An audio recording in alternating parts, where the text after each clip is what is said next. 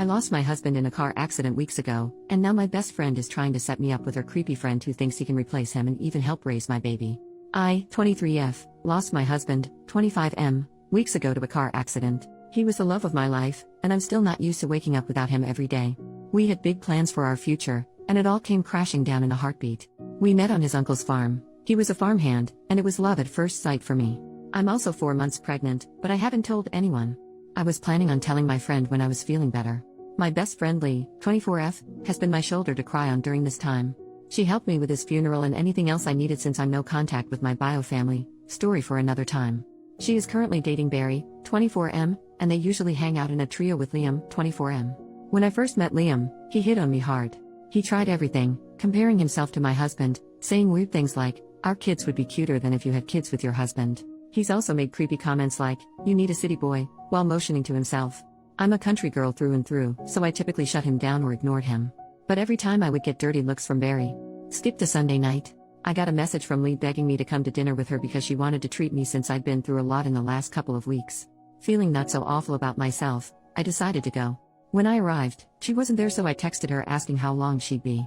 She told me 5 minutes. She said she was just running late and around the corner. So I sat down and ordered a drink. 5 minutes passed, and she still wasn't there. I gave her the benefit of the doubt and waited another 5. When I was about to call her, Liam came rushing over and apologized for being late.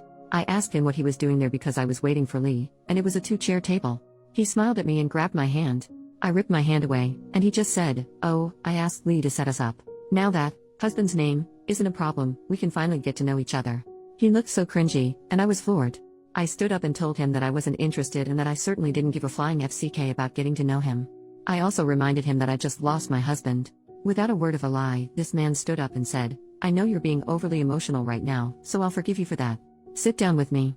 I'm not saying we have to make love straight away or anything." I was disgusted. I shoved past him and went home as fast as I could. When I got home, Lee messaged me, "So, how was dinner?" with a smiley face emoji. I called her, and when she answered, I didn't even let her get a word in. I yelled at her, asking how she had the audacity to do something like this just weeks after I just lost my husband, especially since she's been the one holding me together this whole time. I asked her what freaking game she was playing and told her the only reason I wanted to meet with her tonight was to tell her I'm pregnant. Then I hung up on her and texted her that I needed time and didn't want to be contacted for the time being. Last night, Barry came to my house and asked to talk. I said no and told him that if he didn't leave, I'd call the police. He told me I broke Lee's heart and deeply hurt Liam, and that now was the perfect time to get to know Liam because he could help raise my child with me. I opened my door, which Barry took as a sign that I wanted to talk. Instead, I hit him with my shoe and chased him to his car, screaming. I'm actually embarrassed I did that. All day today, I've been flooded with messages from friends and the trio themselves, shaming me for pushing away the people who care about me the most. They claim they don't even recognize the person I've become. The only thing that hurts me most is that my husband would know what to do. He would tell me how to fix it. And now, I have no one to talk to. I just feel so defeated. I have a therapy appointment tomorrow, but I'm thinking of calling my husband's mom, even though we've barely spoken since the funeral. Any advice is appreciated. Update, next day. Hello all, and thank you. I just wanted to start off by saying that I called my mother-in-law Louise after making the post. I thought I needed to tell her about the baby because, just like some of you said, she is overjoyed about the news. She didn't answer my call but instead drove straight over to my house. I honestly didn't know what to say to her, but we just hugged and cried all night. I didn't have the best delivery when telling her I was pregnant, probably due to all the crying, but she just lit up and was so happy. It's the first time I've seen her this happy in all the time I've known her, so at least I have some support. My father-in-law came over when he finished work after Louise told him he needed to come to my house, and he was so freaking happy about becoming a grandfather. Louise offered to have the baby and me move in, and I agreed. She said that I can sleep in my husband's old room, which was a little bittersweet. When I told her what was going on with Lee, Liam, and Barry, she was furious and told me not to worry about it because she and my father-in-law have my back. After a lot more crying, my father-in-law told me that my husband would be so happy to have this baby grow up on the farm like he did. Overall, our conversations last night were exactly what I needed. Now I'm just going to answer some comments. Lee was my friend for a long time. She was genuinely there for me when I went no contact with my parents, and I thought she was a decent friend. Now, knowing the truth, there are many things I can think of that she did that were red flags.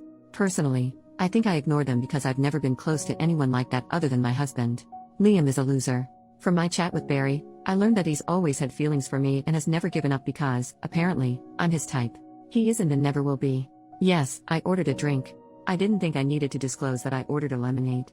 It was simply a soda, nothing wild. I know I'm pregnant and would never do anything silly. I'm not magically pregnant. My husband and I both wanted children young and had been trying for about a year. We just didn't disclose that we were trying because my husband and I thought it was weird to tell people, oh, we're making love an extra amount. I don't know, my husband and I were very private people and kept a lot of things that way. As for the trio, I've blocked them. None of my family are reaching out because they simply don't know me anymore. The only friends reaching out are mutuals of Lee, Barry, or one of Liam's other friends. I was confused about whether I was a jerk because I left Liam standing there and yelled at Lee. I was so upset that I was confused about the entire thing. Thank you all, and I will update you on what happens because I know Liam will not give up until he's in jail. I seriously hope it doesn't come to that, but the fact that he drove past my house twice is unsettling. I'm hoping that moving to my husband's parents' farm will put my baby and me on a better path. New update, same post. Firstly, some good news. I found out that I'm having a little girl. I'm actually feeling a little bit better today and thought I'd update. I moved in with my in-laws the next morning after they came over. We went to the police, and unfortunately, there's nothing they can do unless Liam trespasses or comes into physical contact with me, pretty much until he gets worse. But I did take the initiative and move, so they think he'll be less of a threat now that I don't live in that house. They did take my screenshots of his creepy messages and noted that he's been driving past relentlessly. After a few days, we came into town to go grocery shopping, and we saw Lee. She went to come over, but my mother-in-law stared at her and yelled, "No." Lee looked a bit awkward because my mother-in-law was yelling, "Yes, I'm talking to you, Lee. Go bother someone else with your bull crap." Lee ended up walking away, which we thought was good. I was greatly overwhelmed, obviously, about seeing her, and my anxiety has gotten worse since the blind date. I think I was also anxious because Lee is never without Barry, so I was very worried. When we finished shopping and were walking back to our car, Lee and Barry were waiting for us. Again, my mother-in-law started screaming. She yelled that Barry was scum and accused them of trying to sell drugs to a pregnant woman, pretty much anything to embarrass them and draw a crowd. Lee and Barry left again, but not without looking scared, points to mother-in-law. Since then, I've moved on to the farm, and it's been drama-free. I had an appointment yesterday and found out about my baby girl, but also that I have high blood pressure, most likely due to the stress. We're going to have to monitor it just in case of preeclampsia since my egg donor had it. My husband always wanted a girl, so I know she is a gift from him. Apart from the grocery store incident and the police situation, it's been very positive for me being with my in-laws and their dog Spud. Don't ask, I don't know why that's his name. Thank you again. Final update, 2 months later, thank you to everyone who helped me with my issues about Lee and the others. It's over, I was attacked and suffered greatly. I lost my baby a month ago and I will be logging off for a while. I wish everyone a Merry Christmas and a Happy New Year. Thank you for the kindness, enjoy your holidays.